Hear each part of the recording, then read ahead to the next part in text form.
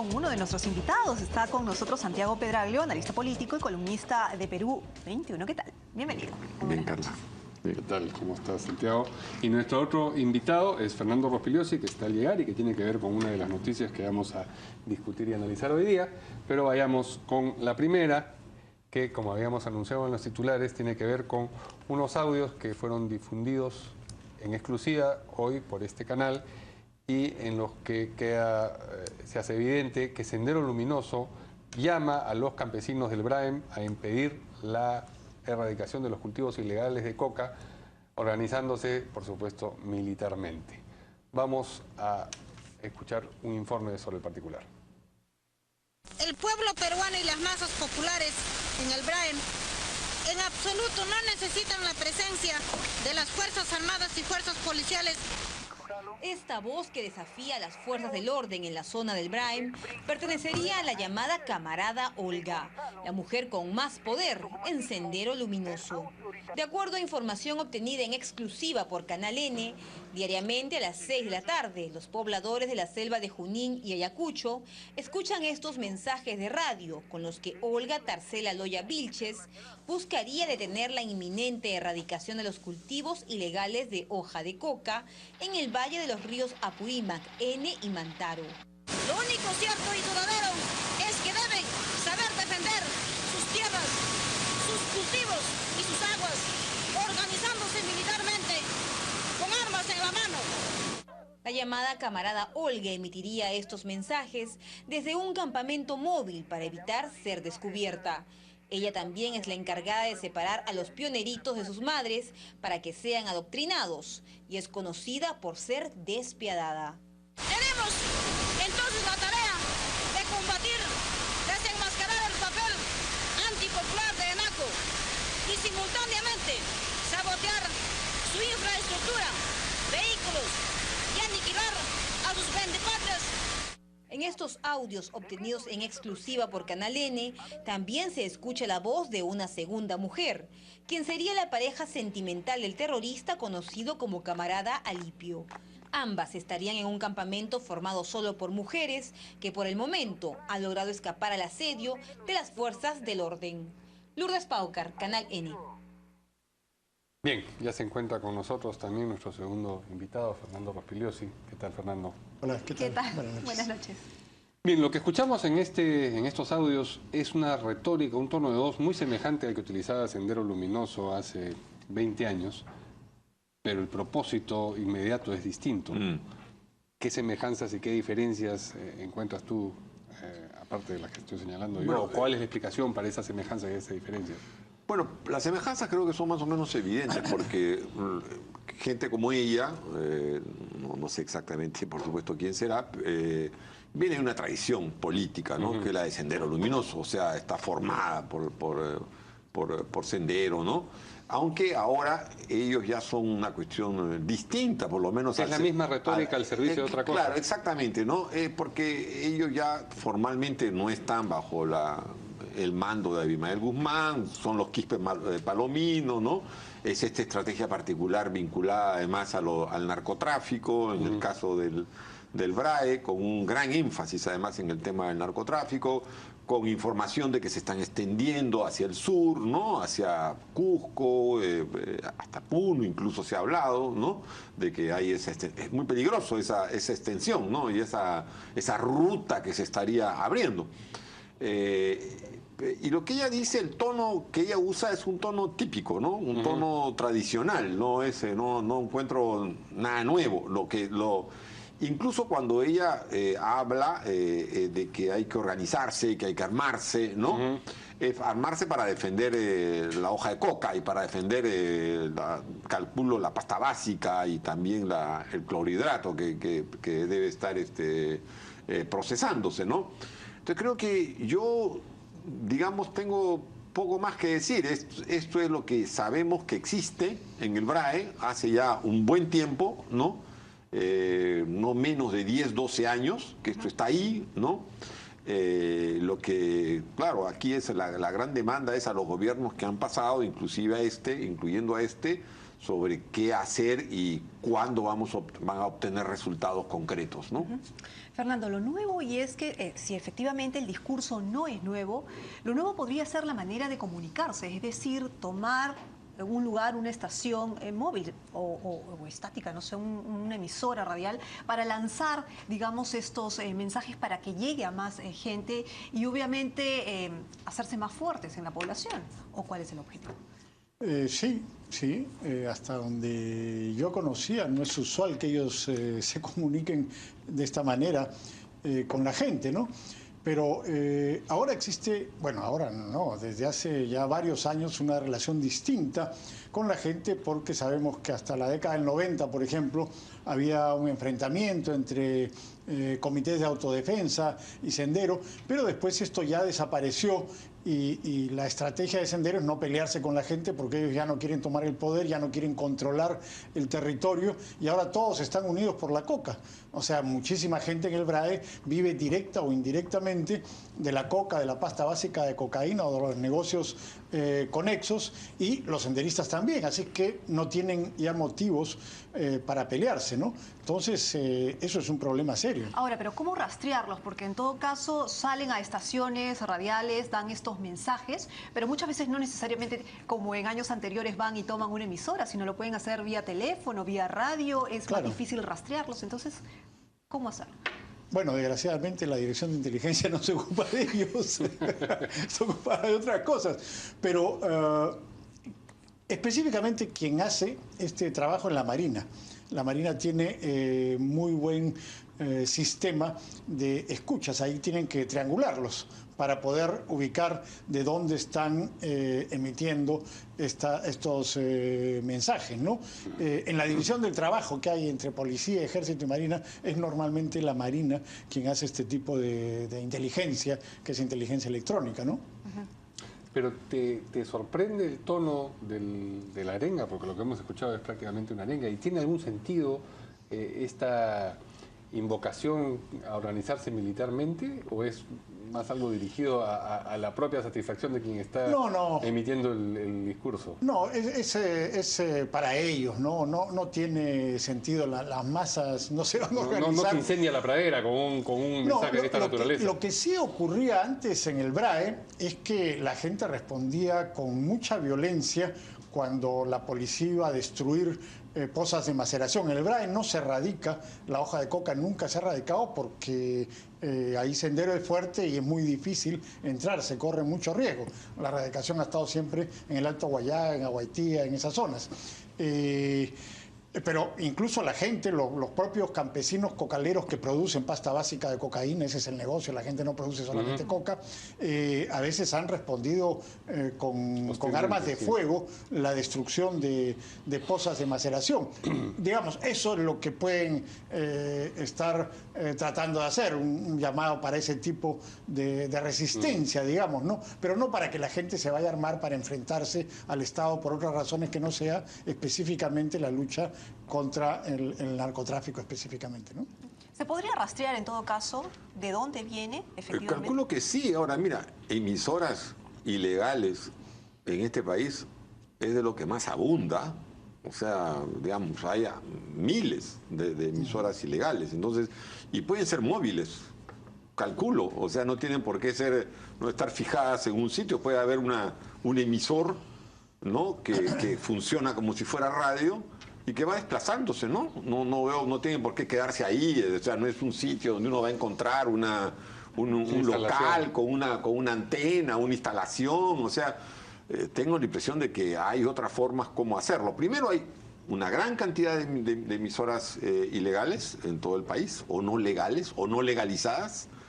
Y por otra parte, hacer uso, digamos, de una comunicación como la que hemos escuchado.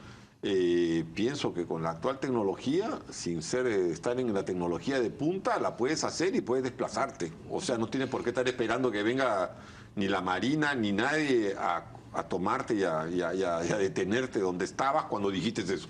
O sea, eso de hecho. Ahora, si el mensaje, digámoslo así, es ya conocido por la población, Sí. ¿no es cierto? Digamos que no necesita calar en la población porque ya es conocido. Entonces, ¿cuál es el objetivo, digamos? ¿Hacer conocido para las autoridades? Yo creo que es reafirmar, ¿no? Es reafirmar, es que tú tienes que reafirmar, porque del otro lado también hay una campaña, ¿no? El gobierno debe estar haciendo campaña, el gobierno debe estar no solo volanteando, debe estar tratando de convencer a un sector de la población, ¿no? Con propuestas alternativas, ¿no? Dándole garantías. O sea, creo que esta respuesta, lo que ella está diciendo, es también respuesta muy probablemente a una acción del gobierno, ¿no?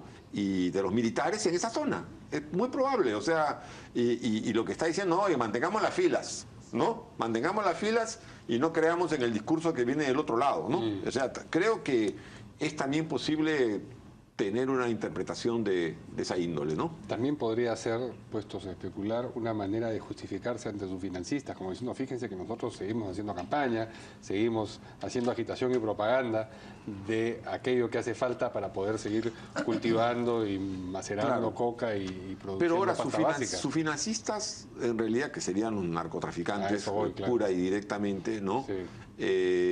Tienen en ellos al equipo que conoce el terreno, ¿no es cierto? Que se maneja militarmente en esa zona desde hace muchísimo tiempo y ese es finalmente el plus que tienen para ser las armas, exacto, y sí.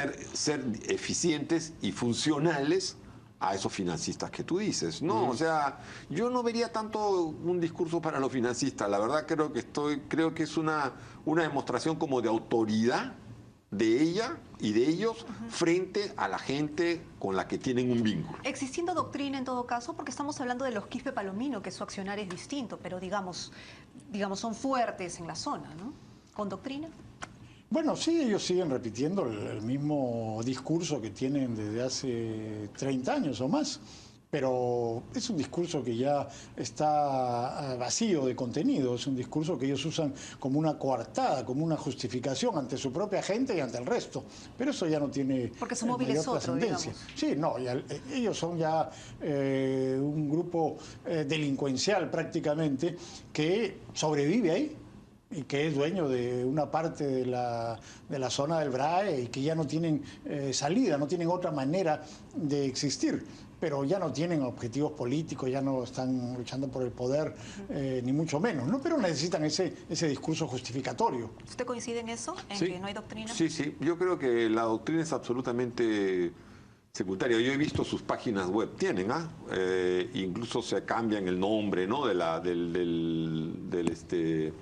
partido, se llaman partido militarizado, no sé cuántos, ¿no? O sea, tiene un nombre distinto al que clásicamente ha usado Sendero, ¿no?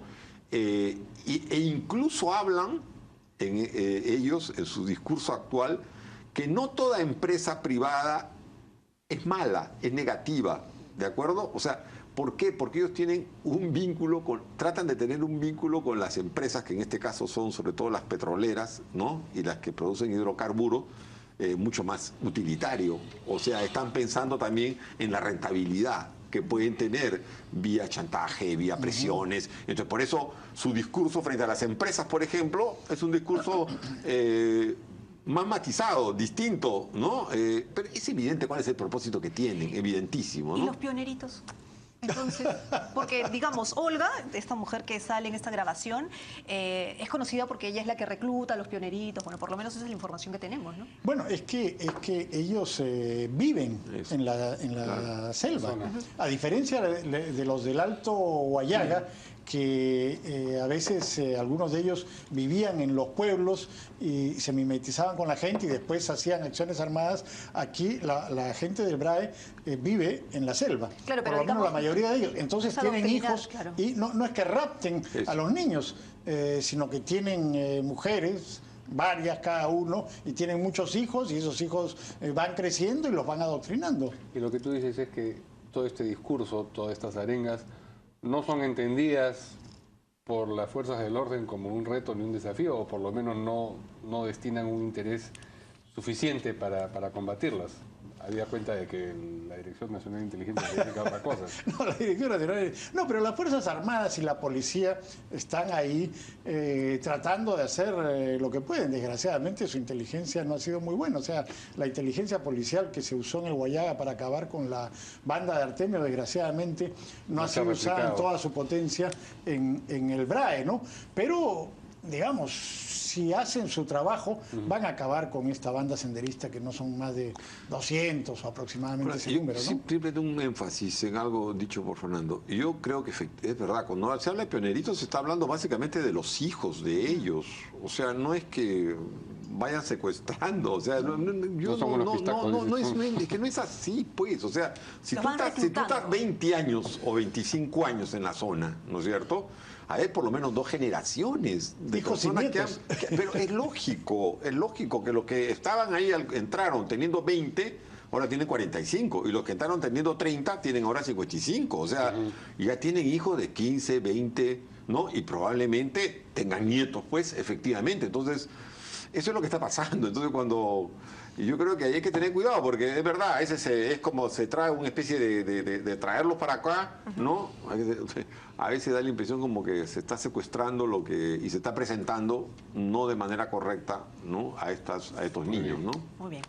Vamos a una primera pausa y volvemos en un momento con la segunda noticia.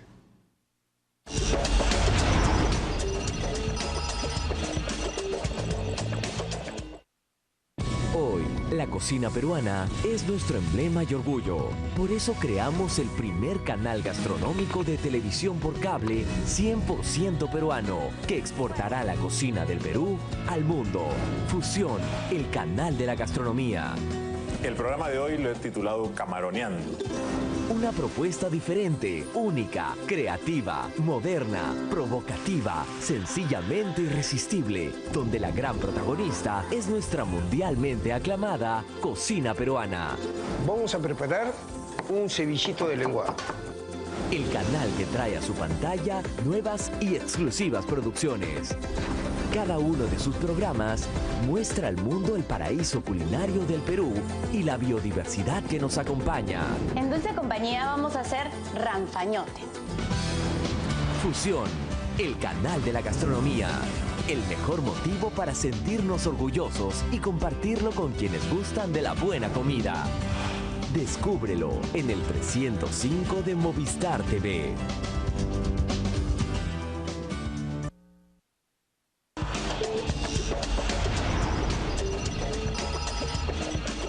Seguimos con En Portada, conversando con nuestros invitados Santiago Pedraglio, analista político y columnista de Perú 21, y Fernando Rospigliosi, exministro del Interior y analista político, y además va a estar en el Candelero mañana. Ya está, pero bueno, mañana va a responder algunas preguntas. Bueno, la Comisión de Inteligencia precisamente lo va a recibir mañana para escuchar sus denuncias sobre el presunto reglaje de la DINI a políticos de oposición. Y bueno, de otro lado, Carlos Tapia, que fue preguntado respecto a ese tema, ha afirmado que hay que conocer por qué los capitanes Víctor Gómez e Iván Kamisaki, actuales autoridades de la DINI además, pasaron al retiro en su momento y ahora están en un puesto clave. Bueno, larga sesión seguramente mañana, ¿no es cierto? Le han pedido pruebas, lo han invitado a la Comisión de Inteligencia, le han pedido pruebas, ¿no es cierto? ¿Qué pruebas va a llevar mañana? Creo que todavía no han entendido su papel, ya tienen casi 2 años de congresistas y todavía no han entendido su papel. Ellos son una comisión de inteligencia encargada de supervisar al sistema de inteligencia nacional y hasta ahora no han supervisado nada.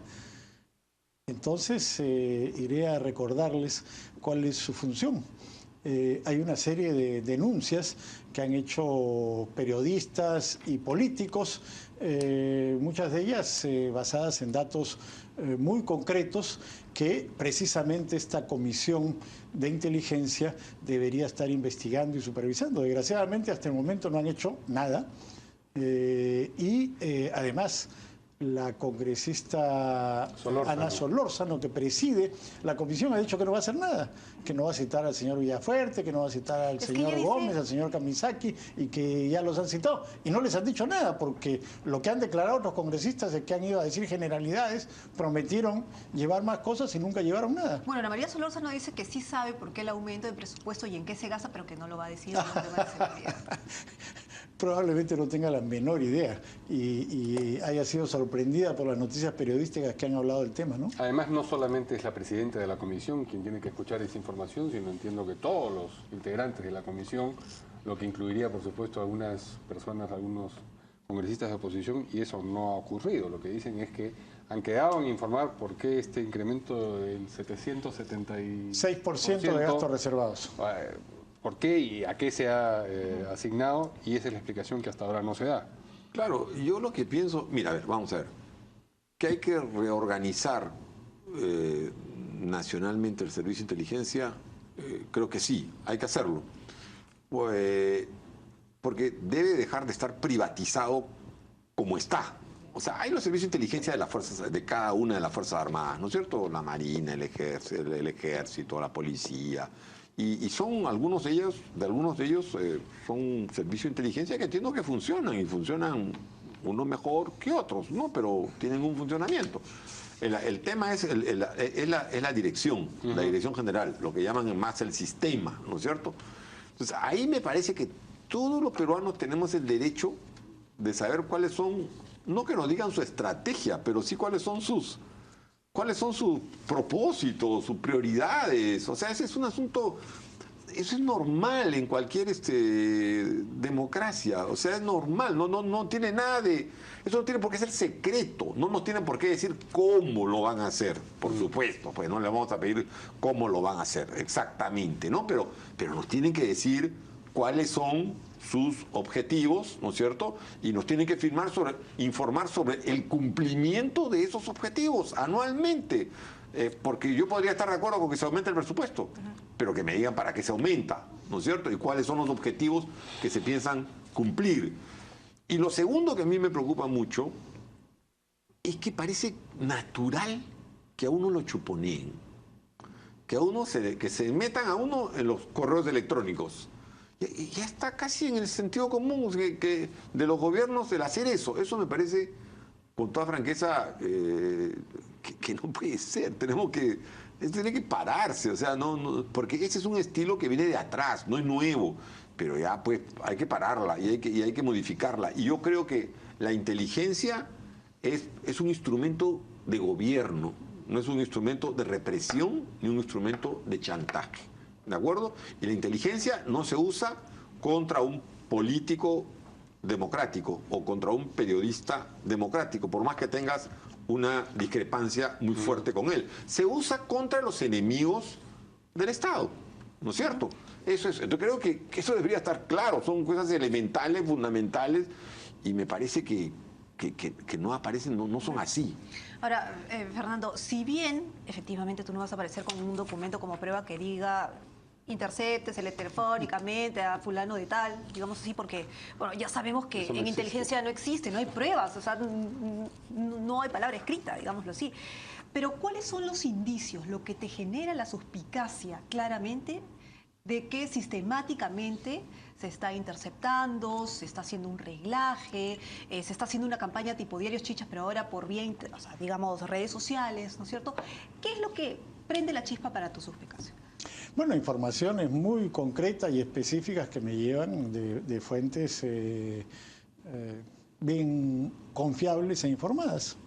Así de sencillo, con cosas, como digo, específicas. Y hay hechos que esta gente de la comisión debería investigar. Por ejemplo, que a principios de año se reclutaron a 150 policías en actividad oficiales y suboficiales en la Dirección de Inteligencia del Ministerio del Interior y se trasladaron a la DINI, a la Dirección Nacional de Inteligencia, que en octubre del año pasado la Dirección Nacional de Inteligencia reclutó alrededor de 400 militares y policías en retiro para integrarlos a estas labores de espionaje, ofreciéndoles un sueldo de 3.500 soles, además de las pensiones que podía tener cada uno de ellos.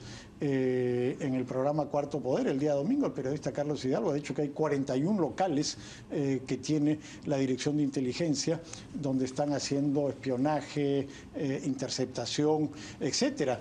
La revista Correo Semanal ha señalado en concreto un local del Ejército que está contiguo a la DINI, que está siendo usado por esta dirección de inteligencia. Como están reclutando personal de fuera, están trayendo personal de la policía, están reclutando a retirados, necesitan nuevos espacios para poder actuar. Entonces, todas esas cosas son concretas que esta Comisión de Inteligencia debería estar supervisando, debería estar mirando, debería estar preguntando específicamente sobre esos temas, y no hacen nada, absolutamente nada. Los servicios de inteligencia tienen que actuar con secrecidad, y por eso la supervisión es muy importante. Y eso no existe, cero hasta este momento en el Perú. Disposición. Aparte de la suspicacia que generan las actividades de la DINI, está también la suspicacia que generan las historias personales de algunos de los personajes que están, digamos, integran o componen la DINI en su estructura superior. Por eso es que Carlos Tapia hoy día ha dicho que habría que saber por qué el señor Víctor Gómez, que era capitán del ejército, y el señor Iván Kamisaki, que era capitán de la policía, pasaron al retiro o fueron cesados en su momento. Es decir, si hubo razón para cesarlos determinada cantidad de años atrás, ¿por qué ahora resulta que sí son buenos para ocupar los cargos que tienen? Sí, es una observación razonable. Absolutamente razonable, comparto con Tapia, porque ese cargo no es cualquier cargo. Es un cargo central, es un cargo importantísimo, es un cargo y sacar a alguien de capitán es cortarle la carrera. Sensible. Sí. O sea, yo no conozco la historia militar, francamente, soy franco, de ninguno de los dos. Pero sí debería saberse, quizás tienen las razones por las que fueron dados, digamos, de baja o salieron de sus respectivos institutos. Es porque le caían mal a Montesinos, no tengo idea, ¿no? No tengo mal de los riñones, puede ser también. Lo que sea, no tengo. Pero hace falta explicarlo. Pero hace falta explicarlo, me parece lógico. Tú, en cambio, sí tienes noticia de la historia personal, no tengo noticia. Pueden haberse ido también. Pueden haberse ido porque estaban hartos de sus instituciones. No parece. Puede ser. Pero tus fuentes no te han comentado nada sobre estos personajes. No, ahora la razón por la cual el señor Gómez es jefe de la DINI es muy sencilla, es compañero de promoción de Ollantumala. Así funcionan las cosas en el Perú. No es que él haya tenido una gran calificación o una carrera previa que podamos decir, entonces este hombre sí está bien ponerlo ahí. No, la cosa es que él es leal a Ollantumala porque es su amigo, porque es de su promoción. Sí, pero esa es la razón. Por ejemplo, Correo la semana pasada tenía esta teoría, que luego hay otra teoría también, pero bueno, la de Correo era básicamente que Gómez y Villafuerte estaban enfrentados, ¿no? Como que tenían celos ahí por los cargos importantes que tenían y porque los dos son cercanos finalmente al presidente. Entonces, ¿hay pugnas ahí en inteligencia también? Hay pugnas, sin duda, sí. Aparentemente Villafuerte quería poner a un coronel retirado en ese cargo y Ollantumala no se lo permitió, puso a su amigo y compañero de promoción Gómez. Después, al parecer, también le han impuesto a Kamisaki como director ejecutivo, y el que vendría manejando las cosas es Kamisaki, el que me vendría manejando el día a día de la dirección de inteligencia es Kamisaki, que ha trabajado en el gobierno anterior. Y experto en tecnología, ¿no? Bueno, según ha dicho Alan García, es experto en chuponear correos electrónicos. Eso es lo que ha dicho Alan García, que parece que lo conoce, más que nosotros. Entonces... pero mira, ahí hay toda una idea de lo que es la inteligencia y lo que debe ser la inteligencia, ¿no? O sea, en realidad la inteligencia en cualquier gobierno serio es no solamente cómo chuponeas, ni eso no es, pues, o sea, cuando se habla de inteligencia estratégica, o sea, estamos hablando, por lo menos formalmente, de cosas más o menos serias, ¿no? Como política de Estado. Es política de Estado, es no solamente, claro, es inteligencia externa, sin duda de ninguna clase, pero es todo un paquete, ¿no? En el que tienes que trabajar, o sea, internamente también. Pero es como, por eso es que aparece como la inteligencia un asunto de escuchas, ¿no es cierto? Es un tema de escuchas y no es así. No es así. Cuando en Chile, por ejemplo, se produjo... Eso es solo espionaje. Claro, no es solo... Inteligencia no se reduce a espionaje. Pero incluso cuando... Exactamente, porque inteligencia también es trabajar hipótesis, es trabajar la información que tienes. Inteligencia es leer bien los periódicos, ¿no es cierto? Leer bien la información que sale, o sea, leer lo que sale, no sé, en diarios de otros países, encontrar de la tus estación vecinos. en el Brahim. E interpretar, parte de la inteligencia, interpretar. Por ejemplo, exactamente. De ahí viene, Y ese fue uno de los grandes cambios que hizo, por ejemplo, la inteligencia en Chile. Cuando salió Pinochet, entró la concertación, o sea, se abrió la democracia, entraron un grupo de intelectuales a reorganizar la inteligencia chilena, ¿no es cierto? O sea, porque es normal, o sea, digamos, es parte de la chamba de un buen trabajo de inteligencia, que en algunos casos puede haber inteligencia sucia, pero eso es muy discutible, eso ya es lo que se hace por fuera. Ahora, ¿no? apartándonos del tema estrictamente de inteligencia, pero hablando del presunto poder de Adrián Villafuerte, hoy día se ha divulgado una investigación de Diario Reporteros hecha por Gustavo Gorriti, en la que cuenta las pugnas que hay por la dirección del CAEN, el Centro de Altos Estudios Nacionales, ahora antes militares, donde hay un señor Piscoya, que era originalmente el que dirigía esa institución, pero ahora le han colocado, y hay una pugna al señor Robertson, que aparentemente es compañero promoción de Villafuerte, y la sola circunstancia de que esto no pueda ser solucionado de un plumazo desde el Ejecutivo, desde el Ministerio de Defensa, indica que el poder, o indicaría que el poder de Villafuerte es real y existente. Es una cosa increíble que una institución que depende del Ministerio de Defensa, y se supone es jerárquica y militar, le han dado un golpe de Estado al director del CAEM, a este señor Piscoya, le ha quitado la llave de su oficina y tiene que despachar en la oficina de la secretaria, está arrimado ahí, y el otro señor es el que ha tomado la dirección.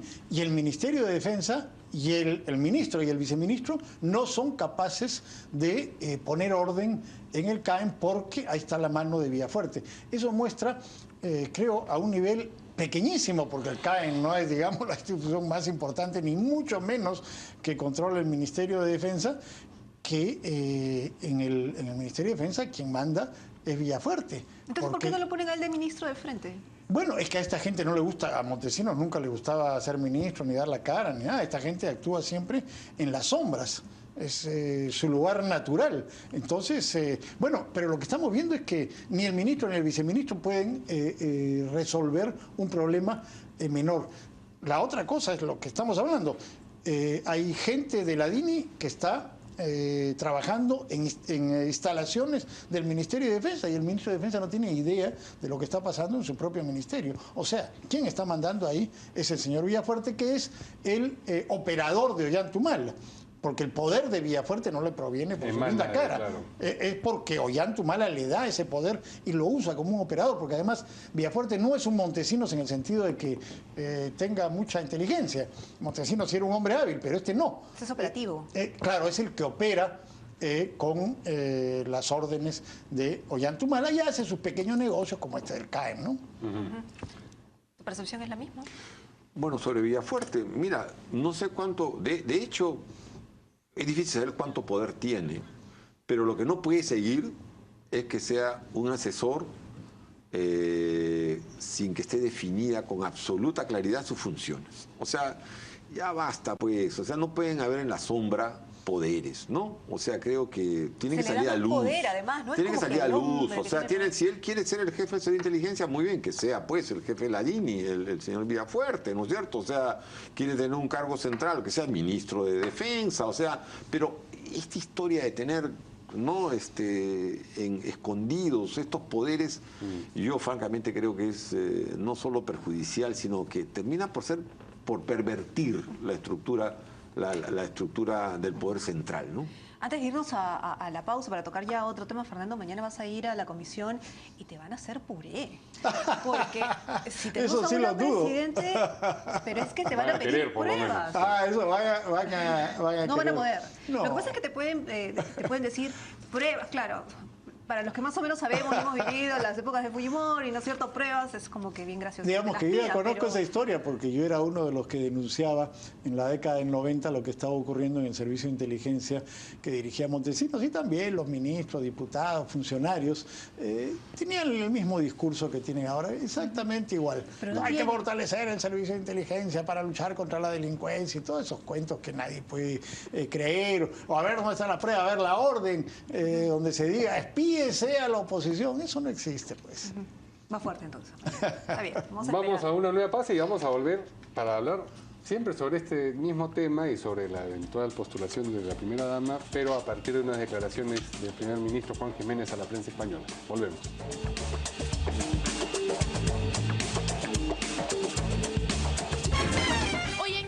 A la noche tendremos como invitados especiales al grupo chileno Aristía.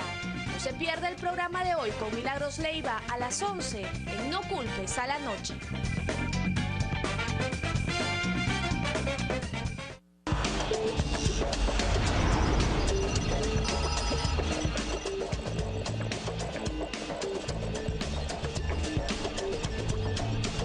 Bien, ya estamos de regreso aquí en Portada con nuestros invitados Santiago Pedralio, analista político, y Fernando Rospigliosi, ministro del Interior, analista político también, y vamos a abordar con ellos, como decíamos antes de la pausa, la entrevista que ha concedido el presidente del Consejo de Ministros, Juan Jiménez, a la prensa española, donde ha prestado declaraciones acerca de varios temas, entre ellos, por supuesto, la discutida presunta postulación de la primera dama en el 2016, de Nadine Heredia. Él ha dicho que no se va a cambiar la ley electoral para hacer posible esa eventual postulación. Vamos a escuchar lo que dijo.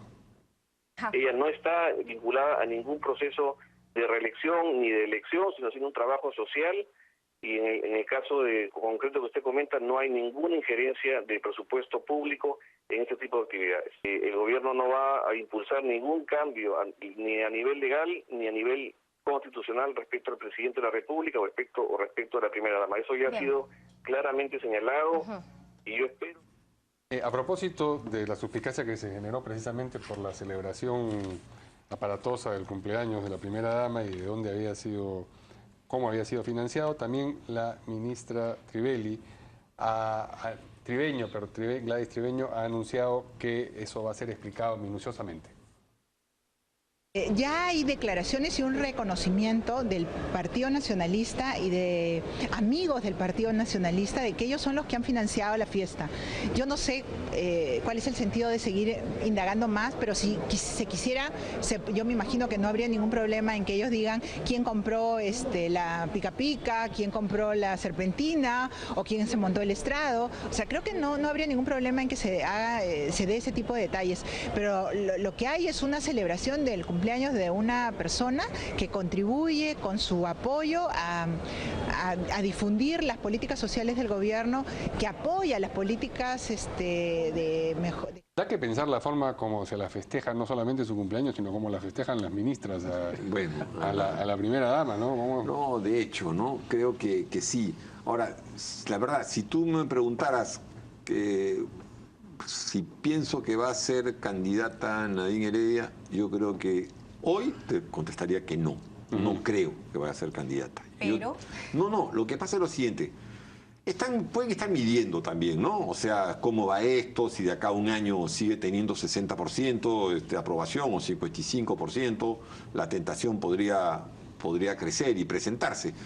Pero mi opinión es que a ella la tienen, digamos, ella tiene el protagonismo que tiene por una necesidad política, porque el Partido Nacionalista no tiene candidato para el 2016.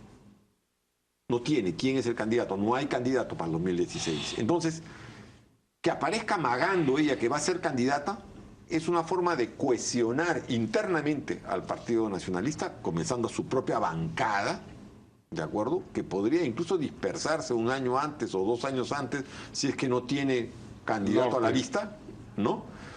Y también creo que es empoderarla, porque tener 60%, 55% de aprobación es una forma de oxigenar, de alimentar al gobierno con su aprobación. O sea, es una forma de darle más más apoyo, más legitimidad. Por eso yo tengo mis dudas, la verdad, que ella vaya a ser candidata. Creo que el juego de ella obedece a un cálculo político que hace el gobierno y que hace Ollantumala y ella misma. Ahora, si no quisiera perpetuarse en el poder del actual gobierno a través de la llamada reelección conyugal, entonces no se entendería qué hacen chuponeando y haciendo persecución política a los opositores y a los periodistas incómodos. Así es. Yo discrepo en este punto totalmente con Santiago. Bueno, es la idea. Sí, estoy convencido de que ella quiere o sea, es ella reelegirse, la reelección conyugal. Un segundo antes para decir que aquí en el tuit me manda alguien de la DINI un tuit que dice que no le están pagando riesgo de vida con tremendo presupuesto. Así que, por favor, señor Gómez, páguele riesgo de vida a sus trabajadores. Lo que les prometió. Bueno, sobre Nadine Heredia, no, ese es el argumento que usa Nadine Heredia con la gente con la cual se reúne para justificar su campaña electoral. Dice, no, yo lo que quiero es cohesionar a mi partido. Por favor, entonces todos los presidentes tratarían de cohesionar a su partido diciendo me voy a reelegir. No es así, pues. No. Además, cohesionar a su partido 4 años antes, 3 años antes de la elección, no, eso se explicaría en el último momento. Eso no tiene, ese argumento no tiene sentido, porque el gobierno tiene suficiente poder para mantener a sus congresistas bien alineados, por lo menos ahora, cuando ellos manejan las riendas del gobierno.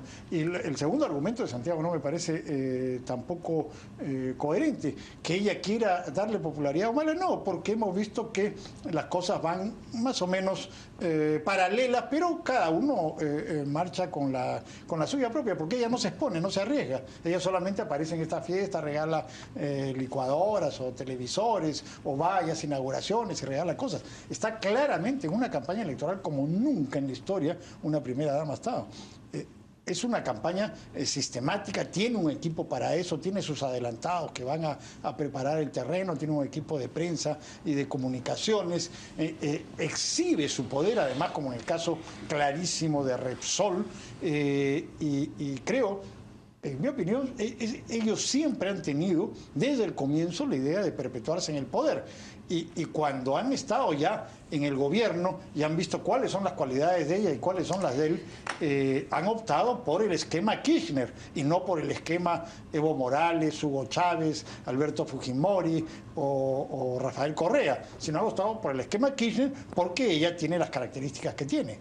Ahora, no estaría mal en todo caso que ella ejerciera funciones, pero si fuera funcionaria. Es que eso es lo que no queda claro, ¿no es cierto? No tiene gastos y eso también pues genera de dónde vienen los recursos. Sí, indudablemente discrepo de Fernando. O sea, creo que... primero, a ver, aclaremos. Que ella se excede en cuanto a su protagonismo político no me cae ninguna duda. No me cae ninguna duda. Pero que este esquema es el esquema Kirchner...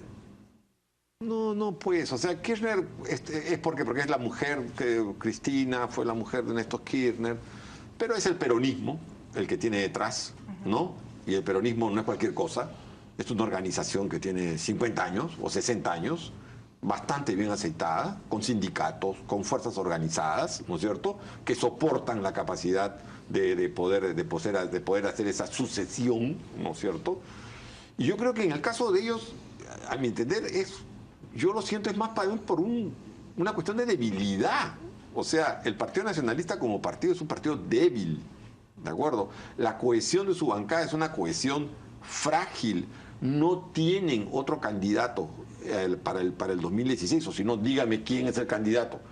No hay candidato de parte de ellos. Entonces, mi hipótesis que por supuesto puede modificarse de acá a un año, ¿no?, es que yo creo que el plan que ellos tienen es el que Humala termine bien, alto, arriba, en su gestión. Si Humala termina por encima del 50%, ¿de acuerdo?, cosa que en este mismo momento, digamos, si uno tira para atrás el caso de García o de Toledo, García estaba en 30-32% de aprobación y Toledo estaría también entre 28 o menos de aprobación, mientras que al final de su gobierno. Repuntó al final de su gobierno. ¿no? Esa cifra es del final. Pero si no, tenía menos de 20, sí, claro, llegó a tener mucho menos. 12, creo. O sea que la situación de Humala es realmente ventajosa. Entonces, si Humala calcula que puede llegar al final de su gobierno con una aprobación como la que tiene actualmente, con el apoyo de su esposa, porque además Nadine no es Pilar Nores, desde todo punto de vista, desde el punto de vista de personalidad política, personal, etcétera. Tampoco es Elian Karp. Además, ambas eran extranjeras de nacimiento, ¿no es cierto? O sea, no hay forma de comparación. O sea, son dos cosas distintas. Más, Nadine, sí, pues, le seduce la política. Es evidente que es una política de arranque. Ha fundado el Partido Nacionalista junto con Ollanta-Humala. O sea, eso es clarísimo. Entonces, por eso yo pienso, y no creo estar pecando de ingenuo, que el juego de ellos es otro, es ese juego más pragmático. Es apostar quizás 16, no, 21. ¿Y para qué están espiando entonces? Si no tienen un plan... Mira, en este país se chuponea... Sí, de oficio. Hasta por deporte, ¿de acuerdo? No creo francamente que no haya habido chuponeo, ¿no? Pero 776% no creo de chuponeo, no creo que haya dejado de haber desde el 2000 para acá. Acuérdate de los petroaudios, ¿no? No fue chuponeo estatal, pero fue chuponeo privado usado con fines públicos, ¿no es cierto? Pero digamos, ahora al chuponeo, a la interceptación telefónica, el reglaje, las campañas por las redes sociales, el incremento en el presupuesto de la DINI, las denuncias a los candidatos que definitivamente tienen ahí hechos concretos que tienen que ser investigados. ¿Cuál es la hipótesis de fondo? Que acá se está comenzando a instalar una modalidad de ¿qué? ¿De chavismo? Una modalidad de correísmo o de kirchnerismo. Y yo la verdad veo a un gobierno muchísimo más débil. No, yo no veo un gobierno que saque inmediatamente 7 decisiones, 7 medidas centrales para que los empresarios puedan invertir mejor y más rápido. No, la verdad que no tiene nada que ver con business. Bueno, obviamente es la perpetuación del poder y eso no tiene que ver con la ideología. Fujimori era de derecha y Chávez era de izquierda y eso no tiene nada que ver con la ideología, tiene que ver con la ambición de poder. 2021, Ollanta va a ser candidato en 2021. En 2016 va a ser Nadine. Por favor, está clarísimo, creo yo, de eso no hay ninguna duda. Ellos están tratando de perpetuarse en el poder, esa ha sido su intención desde el comienzo y ahora han adoptado este camino. Esa teoría de que tratan de mantener la cohesión de su gobierno, por favor. Alan García no tenía candidato para el 2011 ¿Y acaso intentó reelegirse? Él tampoco tenía teoría es menos creíble, candidato. Fernando. Pensar que van a estar, que la pareja Humala-Heredia va a mantenerse en el gobierno durante 15 años. No, yo no creo que se vaya a mantener. Van a ganar el 2016 y después del 2021. No. Lo que te digo es que el 2021 el candidato va a ser él. Entonces, sí, eso sí creo. Bueno, entonces, sí ella no va a ser candidata nunca. Ahí está la diferencia, ahí está la diferencia. Yo no creo que ellos vayan a lograr perpetuarse indefinidamente en el poder. Fujimori y Montesinos creían que se iban a perpetuar indefinidamente en el poder. Su plan no era quedarse 5 años, su plan era quedarse 20 o 25 y no pudieron ir más allá de 10. Después de un golpe de Estado. Bueno, pero hay muchas formas de golpes de Estado. ¿Evo Morales ha dado un golpe de Estado? No, ha hecho una interpretación auténtica de la Constitución. Así, los métodos van cambiando y los propósitos son iguales. La señora Kirchner se ha quedado, ya llevan entre los 2, 3 periodos. Y si pueden prolongarlo, irán al cuarto y al quinto. Probablemente no puedan. La señora Kirchner maneja el Congreso eso, como no lo... Es que sí, bueno, pues, es que hablemos de cosas es que reales. No estamos hablando vamos en orden, caballeros. De cosas idénticas. No existen 2 países idénticos en el mundo. Tú dices que en Argentina hay sindicatos, hay cosas, sí, pues, pero en el Perú no hay partidos, y no hay sindicatos, y no hay nada. Entonces, ellos se apoyan ¿en qué? En las Fuerzas Armadas, por ejemplo. ¿Por qué el señor Humala hace lo mismo que Montesinos? Y tiene una promoción con un número exagerado de generales, desproporcionado. Incluso ha superado la proporción de generales que tenía la promoción de Montesinos. ¿Por qué? ¿Por qué hacen esas cosas? ¿Por qué han descabezado a las otras promociones para que no le hagan sombra? ¿Por qué la promoción de Villafuerte ocupa ahora los mandos del ejército y después va a venir la de Humala? ¿Por qué han prorrogado el tiempo de permanencia en el ejército hasta los 40 años? ¿Por qué se dan todas esas medidas? ¿El control del ejército le basta para poder permanecer? No le basta, no le basta, pero es que tú lo pones para como si le bastase, ¿me entiendes? Y no le basta. Yo digo que el propósito de Humala, que es un militar y que piensa como militar, es usar a la Fuerza Armada igual que la usó Montesinos, exactamente igual, o sea, usarla como una palanca de poder para afianzarse en el gobierno y permanecer en él. Para eso usa o piensa usar al ejército, para eso usa al servicio de inteligencia, para eso usan las campañas de la señora Nadine Heredia. Pero se pelea con los empresarios, digamos. No, Bueno, ahora, como bien ha dicho Santiago, está tratando rápidamente de amistarse con ellos. Una cosa muy puntual, muy puntual. Pero, mira, Fujimori y Montesinos controlaban no solamente el ejército y en general el conjunto de la Fuerza Armada. Tenían una mayoría clarísima, absoluta, en el Congreso.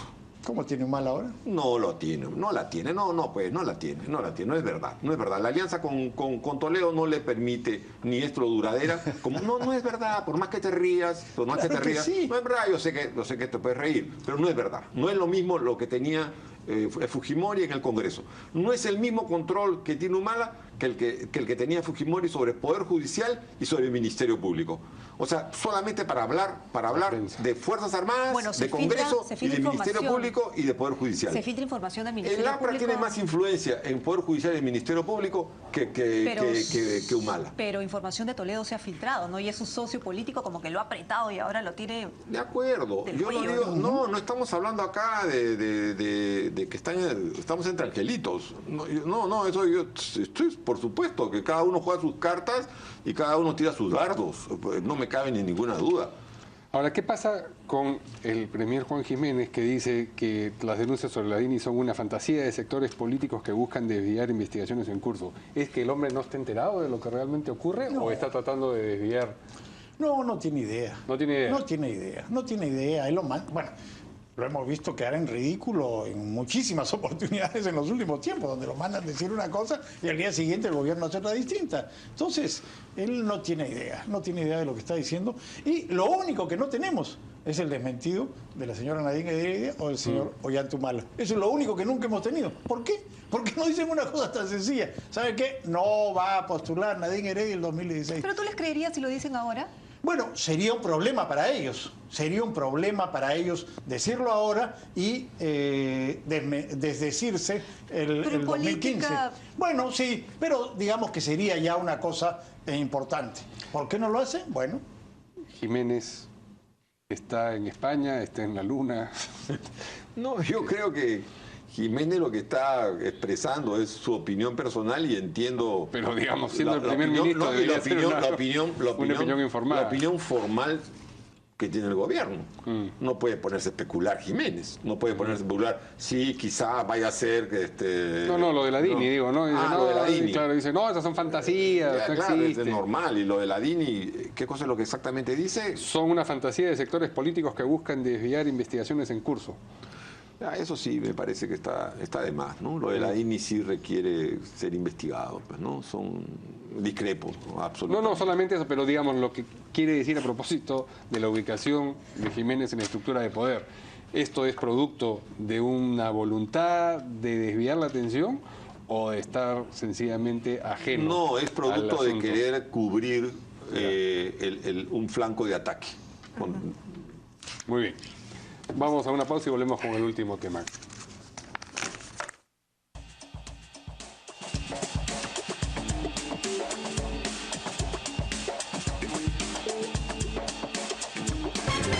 Hoy en No Culpes a la Noche tendremos como invitados especiales al grupo chileno Aristía. No se pierda el programa de hoy con Milagros Leiva a las 11 en No Culpes a la Noche.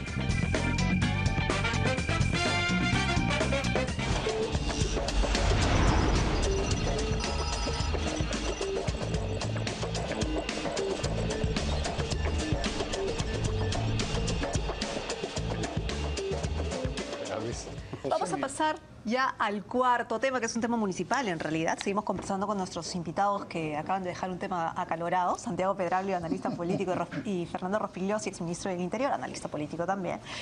Y bueno, el Consejo Metropolitano aprobó la exoneración de una licitación del Plan Estratégico de Medios de Comunicación por más de 9 millones de soles. Ese plan había sido severamente cuestionado por el regidor Fernán Altuve, hubo un breve altercado el día de hoy precisamente, pero acá tenemos justamente las declaraciones o la explicación del gerente municipal. Vamos a escucharlo.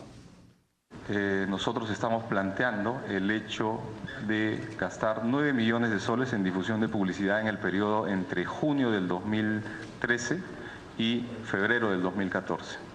¿Por qué está acotado a ese periodo?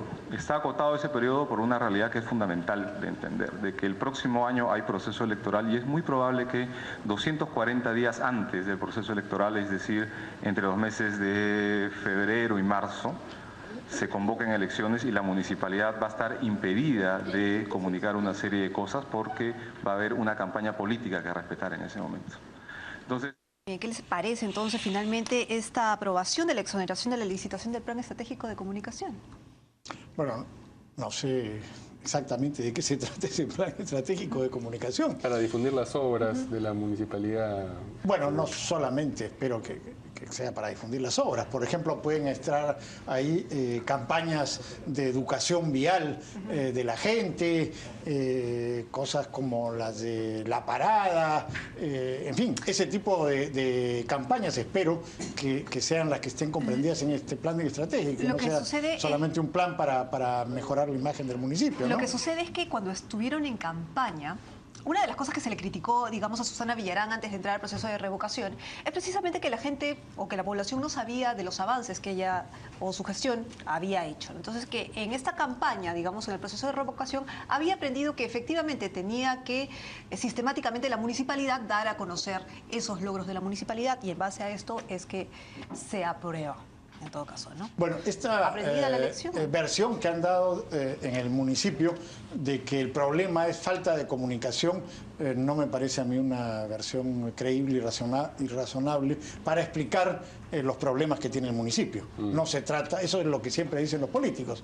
Ahora, insisto, ojalá que este plan de comunicaciones trate de eso, de campañas para mejorar ciertos aspectos como el transporte, el tránsito, la educación vial de la gente, y no sea simplemente una campaña de propaganda. Bueno, y algo más, ¿no? Creo, bueno, para comenzar quisiera conocer el plan estratégico de comunicaciones porque no lo conozco, ¿no? Claro, porque una de las cosas que se critica es que 9 millones de soles es mucho, pero no se sabe para qué. Ok, ¿no? Sería muy bueno conocerlo, ¿no? Ahora, lo que hay que decir es ser claro y porque esto lo estuvimos conversando con Mario antes del programa, que han votado 23 a favor.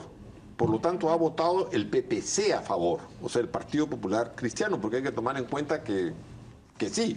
Y han votado 5, creo, abstenciones. 7 y 5 en contra. Y 5 en contra. O sea, hay una clara minoría que ha votado en contra. Hay, o sea, 23 a favor, 7 abstenciones y 5 en contra. O sea, por lo tanto, eso me hace intuir, ¿no?, que no puede ser un plan para hacerle propaganda a Susana Villarán, ¿no es cierto? O sea, que es algo un poquito más complejo. Por eso creo que habría que conocer en detalle el plan para tener una opinión final, ¿no? Lo que se discute también es el hecho de que haya sido exonerado de licitación, ¿no? Tratándose de 9 millones de soles.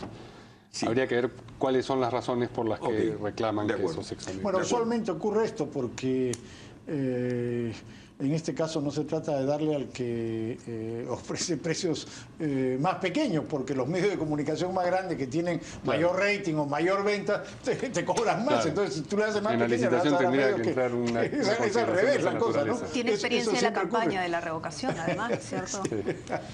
Bien, les agradecemos mucho a nuestros dos invitados de esta noche, Santiago Pedralio, analista político, columnista de Perú 21. Y Fernando Rospigliosi, exministro del Interior y analista político. Muchísimas gracias a ambos. Hacemos una pausa, volvemos con lo último.